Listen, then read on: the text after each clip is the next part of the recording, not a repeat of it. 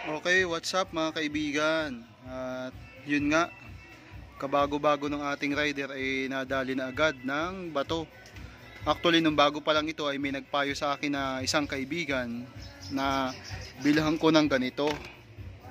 Yan, yung pang cover na yan. At nung binilhan ko nga sa Lazada ay nadali naman muna bago dumating yung ating parcel. So, ayan.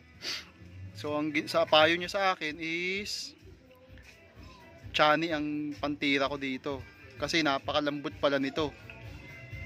So ayun, may na-chani na ako para hindi masira at maalalayan lang, kasi pagka binabalik mong ganun ano na pala, hindi na may babalik ng original niya talaga.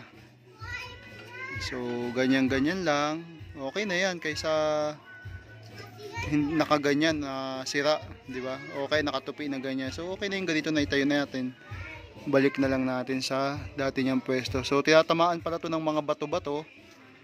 Kaya kailangan talaga. Kaya pala may mga cover yung ganito. So hindi lang pala yun na style o hindi lang yung forma, kundi pang suporta ng yun.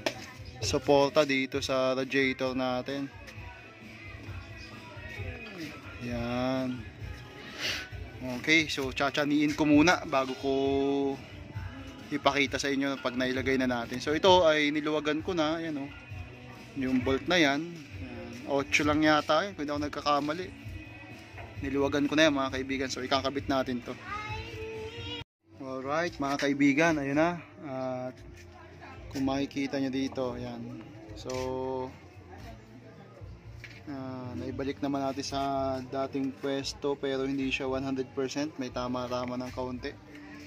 Medyo hinihila-hila ko kasi, so kokobera na natin. So ang ginagawa ko pagka medyo pahila ng kaunting ganun para tumuwid. Yan.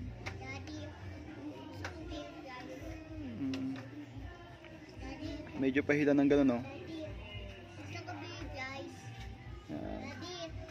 Nak, wala pang price, wala, sarado pa sa atin siya.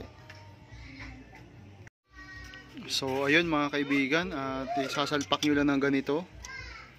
Ang ginawa ko lang sa akin, nilagyan ko ng UP, ni-UP-an ko dyan sa dulo.